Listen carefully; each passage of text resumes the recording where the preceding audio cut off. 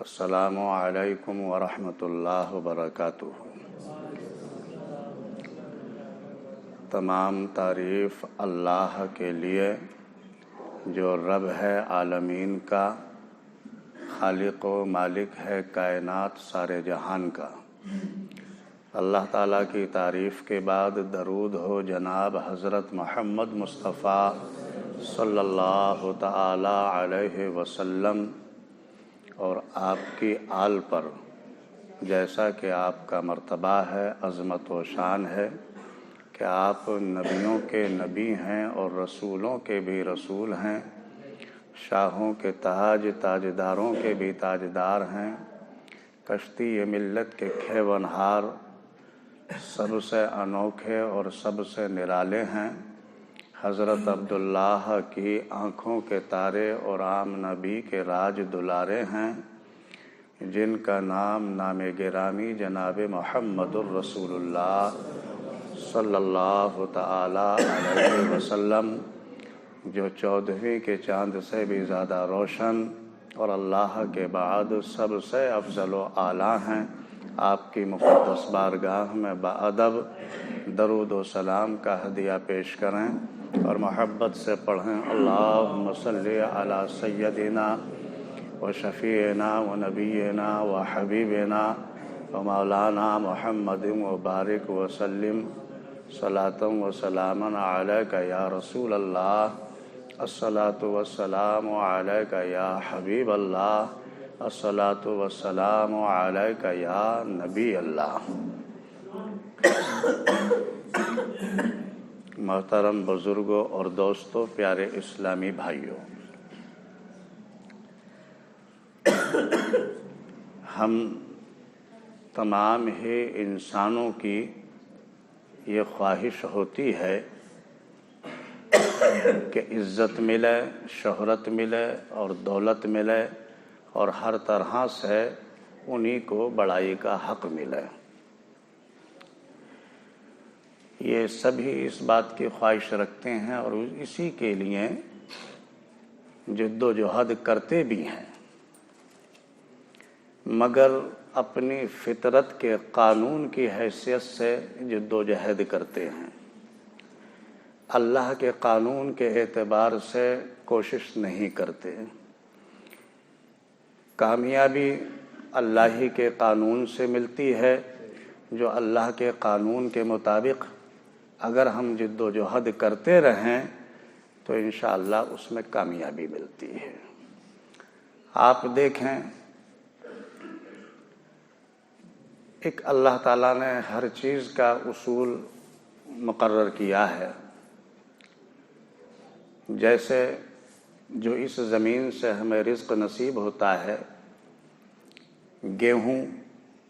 گیہوں کے دانے کو اگر ہم منبر رسول پر رکھ دیں اور پھر ہم سب مسلمان مل کر دعا کریں کہ اس میں بال پیدا ہو جائے، پیارے اسلامی بھائیوں، ہمارا ایمان اس بات پر ہے کہ اللہ کو قدرت حاصل ہے، وہ ہر چیز پر قادر ہے کہ وہ بے جان کو جان والا بنا دے اور جان والے کو بے جان والا کر دے، یہ اللہ کو قدرت حاصل ہے۔ مگر اللہ کے دیے ہوئے قانون کے مطابق اور اللہ نے جو اصول دیا ہے، ان اصولوں کے مطابق ہم یہ کہہ سکتے ہیں کہ اگر ہم سب مل کر دعا کرتے رہیں کہ اس میں بال پیدا ہو جائے اور ایسی جگہ پر اس دانے کو رکھ دیا ہے جو بابرکت جگہ ہے، منبر رسول ہے، پیارے اسلامی بھائیوں، اس دانے سے بال پیدا نہیں ہو سکتی۔ کیوں؟ اس لیے کہ اللہ تعالیٰ نے اس کا اصول بنا دیا ہے کہ اس دانے کو زمین میں بو اور اس کی جو خدمت کا حق ہے وہ ادا کرو، پھر اللہ تعالیٰ کی مدد دیکھو کہ اس ایک دانے سے 100 دانوں والی بال تمہیں ملے گی۔ تو یہ برکتیں اور اللہ کی رحمتیں اور ہمیں کامیابی کب نصیب ہوئی؟ اس وقت جب اللہ کے قانون کے مطابق اس کے دیے ہوئے اصولوں کے مطابق ہم چلے اور ہم نے کوشش کی تو اللہ تعالیٰ کی طرف سے ہمیں کامیابی ملی۔ اسی طرح سے کیا ہم یہ خواہش نہیں رکھتے کہ ہم حکمراں بن جائیں اور ہمیں عزت اور شہرت اور ہر طرح کی دولت نصیب ہو جائے گی اور ہم حاکم بن جائیں گے؟ تو اس کے لیے بھی اپنی فطرت کے مطابق کوشش کرتے رہتے ہیں، دعاؤں میں لگے رہتے ہیں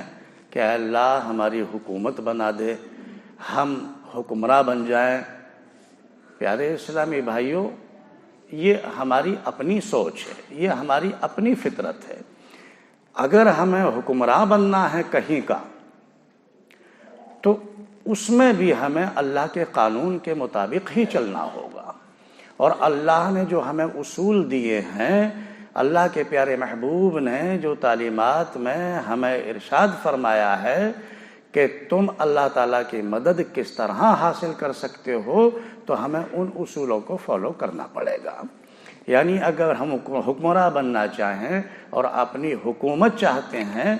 تو اصول یہ ہے کہ اپنی پارٹی بناؤ، اپنا ڈنڈا بناؤ، اپنا جھنڈا بناؤ، اور پھر آپ آگے بڑھو، کوشش کرو۔ اللہ تعالیٰ کی طرف سے مدد یہ ہوگی کہ انشاءاللہ حکمراں آپ بن سکتے ہیں، چونکہ آپ نے اللہ کے قانون کے مطابق اصولوں کو فالو کیا ہے۔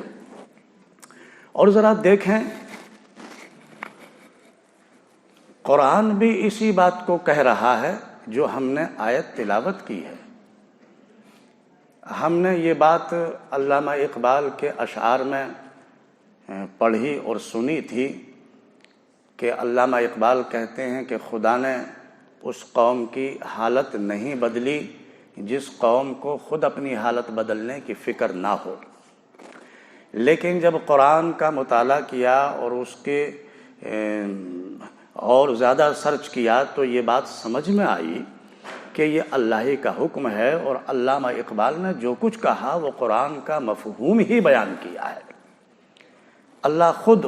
فرماتا ہے، یہ 13ویں پارے کی آیت ہے جو ہم نے تلاوت کی، ان اللہ لا یغیر ما بقوم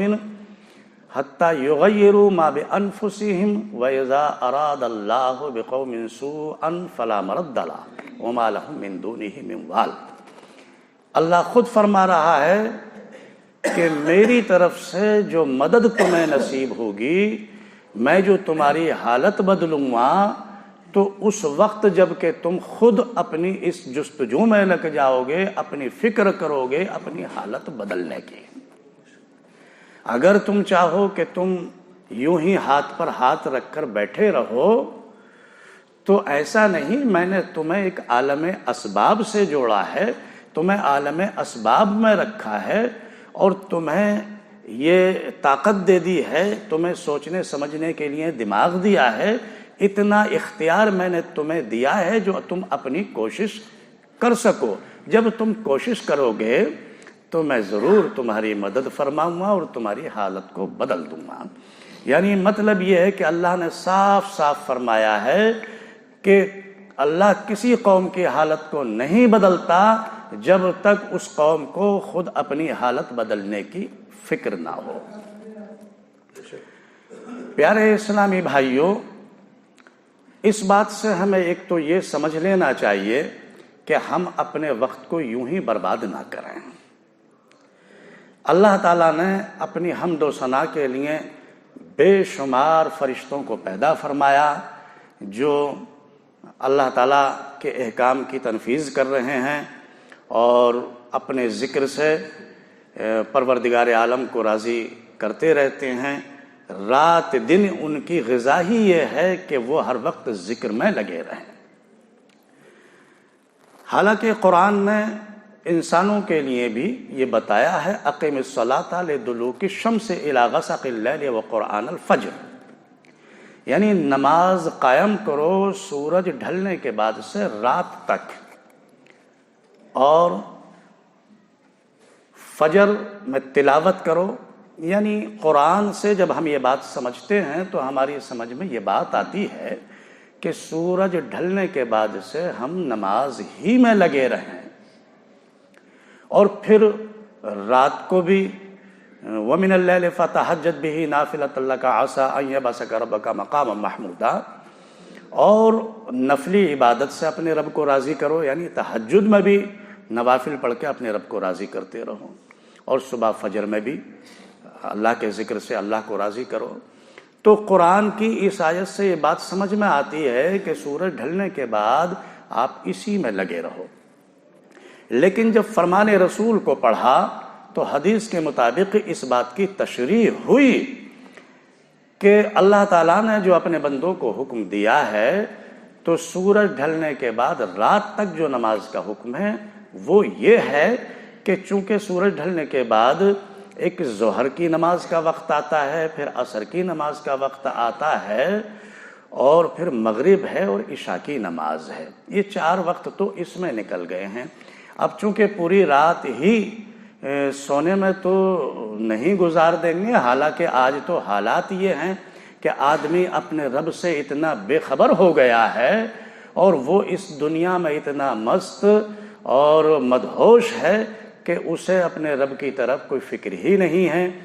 رات بھر 12 بجے ہوں یا 1 بجا ہو یا 2 بجے ہوں، ٹھوس ٹھوس کر کھاتا رہتا ہے، اور پھر اسی غذا کے نشے میں نیند میں ایسا مست ہو جاتا ہے کہ اسے کوئی فکر ہی نہ رہتی کہ فجر کب ہوگی یا تہجد میں کب اپنے رب کو راضی کیا جائے گا، بلکہ وہ دن کے 10 بجے اٹھ رہا ہے اور بالکل اپنے رب سے غافل ہے۔ تو پیارے اسلامی بھائیوں، جب فرمان رسول کو پڑھا تو اس سے یہ بات ثابت ہوئی، اللہ کے پیارے محبوب نے اس بات کا خلاصہ فرمایا کہ لوگو، اللہ تعالیٰ نے تمہیں جو یہ حکم دیا ہے تمہاری ان نمازوں کے لیے، 5 وقت کی جو نمازیں ہیں، تمہارے 24 گھنٹوں کو اس طرح سے قبول کیا ہے کہ 24 گھنٹے کا یعنی رات کا بھی اور دن کا بھی تمہیں ان 5 وقت کی نمازوں سے اجر عطا فرماتا ہے۔ اللہ کی عبادت فرشتے بے شمار کر رہے ہیں، اور یہ سبھی پر حق ہے کہ ہم اللہ کا ذکر کرتے رہیں، لیکن چونکہ اللہ نے اس اسباب سے جوڑا ہے تمہاری زندگی کو، اس لیے 5 وقت کا نماز کا آپ کو حکم دیا کہ اتنے 5 وقت میں میرا حق ادا کر دو، اور پھر جو میں نے تمہیں ذرائع دیے ہیں، اسباب دیے ہیں، ان کو سمجھتے ہوئے ان سے تعلق جوڑ کے اپنی یہ محنت کرتے رہو کہ جو فائدے تم چاہتے ہو، جو اپنے لیے عزت چاہتے ہو، اپنے لیے کامیابی چاہتے ہو، تو اس کے لیے محنت اور جستجو میں لگو، قدم آگے بڑھاؤ۔ جب تمہیں فکر ہوگی اپنی حالت بدلنے کی تو یقین رکھو اللہ تعالیٰ تمہاری مدد فرمائے گا اور تمہاری حالت کو بدل دے گا۔ پیارے اسلامی بھائیوں، آج ہم گھر گھر کو دیکھتے ہیں، چھوٹا بڑے کا کہنا نہیں مانتا، اور بڑا چھوٹے پر اپنی حکومت تو کرنا چاہتا ہے لیکن ان کے حقوق ادا نہیں کرتا، وہ صرف استعمال ہی کر رہا ہے۔ اور یوں ہی حال ہمارے مذہبی رہنماؤں کا بھی ہے، سماجی رہنماؤں کا بھی ہے کہ وہ جو سماجی رہنما یا ہمارے مذہبی رہنما ہیں وہ بڑے تو بنتے ہیں مگر وہ دوسروں کے حقوق کا خیال نہیں کرتے اور ان کو صرف استعمال ہی کرتے ہیں۔ یہ بڑوں کو بھی سوچنا ہوگا کہ جب تم چھوٹوں پر بڑے بنے ہو تو تم جہاں اپنی عزت چاہتے ہو تو تم ان چھوٹوں کی عزت کو بھی سمجھو۔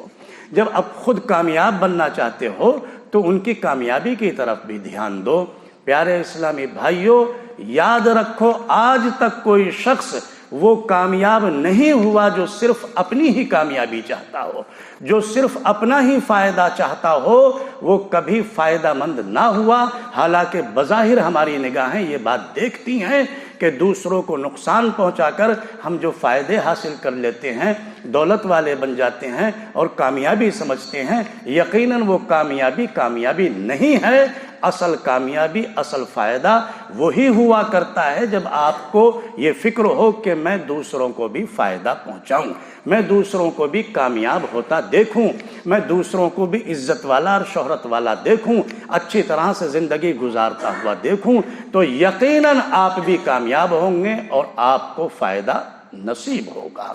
پیارے اسلامی بھائیوں، الحمدللہ ہمارے ملک میں جمہوری نظام قائم ہے، اور جمہوری نظام یعنی ہر غریب امیر چھوٹے بڑے کو ووٹ کا حق ہے، اور یہ ووٹ اتنی طاقت رکھتا ہے کہ اپنے ایک ووٹ سے حکومت کو بدل بھی سکتے ہیں اور حکومت بنا بھی سکتی ہیں۔ لیکن بات وہی ہے کہ ہم انتشار کا شکار ہیں اور اپنی میں لگے ہوئے ہیں۔ ہمارے مذہبی رہنما قوم کو صرف بیچنے کا تو کام کرتے ہیں، اپنی جیب گرم کی، اور کسی کے ہاتھوں بھی بیچ دیتے ہیں۔ لہٰذا خود جاگو اور اپنے اندر شعور بیدار کرو، اپنے خاندان سے جڑ کر رہو، خاندان آپس میں مضبوط رہے، اور بڑوں کو یہ خیال رکھنا ہوگا کہ چھوٹوں کی عزت کو بھی سمجھیں، اور خاندان مل کر اس بات کو دیکھیں کہ جو بھی کینڈیڈیٹ ہو جو آپ کے حق میں ہو، یقیناً ایماندار ہو، اچھا ہو۔ آپ کسی کی دولت سے نہ گھبرائیں، کسی کے شہرت پر نہ جائیں، آپ خود یہ مزاج بنائیں اور اچھے آدمی کو دیکھ کر انشاءاللہ جو آپ سمجھیں کہ بھائی اپنے بڑوں سے مشورہ کریں، اور جو سمجھیں کہ بھائی یہ جو ہے اچھا نظام قائم کر سکتے ہیں، لوگوں کے حقوق کو دیکھ سکتے ہیں، تو آپ اپنا ووٹ کا حق ادا کریں۔ ہرگز اپنے ووٹ کو بیکار نہ کریں۔ ہم نے